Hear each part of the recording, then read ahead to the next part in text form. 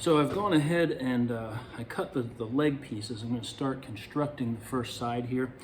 What I'm doing right now is cutting the cross members, the horizontals, if you will.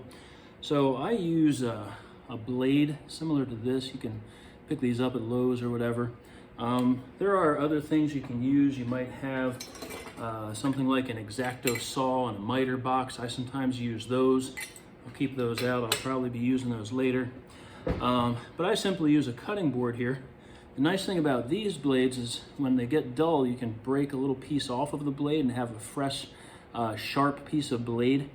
It doesn't work too well on those really strong members, but these thin pieces, you can cut them pretty simply just by slicing with a blade, and you can get right through those pieces. So that's what I'm doing here. I'm cutting I cut this horizontal. The way I figure out how to fit that in there, I take, the piece that I'm cutting and I lay it on top, and then I make some marks.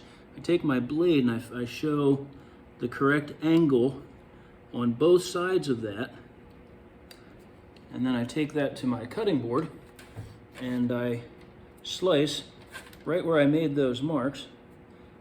A nice cut there, and a nice cut. Where's my other line? Right there. And then what often happens, I try to sight these as clearly as I can, but what ends up happening when I take that piece and I slide it in here, I made it a little too big to begin with, because when it's too small, it leaves a gap, and that's not going to glue well. So I start putting that in here, and I notice it's too big. So then I have a piece of sandpaper handy, and I hold it at the same angle, and I just take a little bit of that material off so that I can fit it in here. And I do that until I have a nice tight fit, but not overly tight. We want a good fit there. And then I use a couple of pins. Actually, these are pretty snug fits, so I don't usually need pins, but I might take a pin and just hold that in place so it doesn't go anywhere. You'll notice I don't put the pins through the balsa wood. I put them beside just to hold them in place, and then that should be good.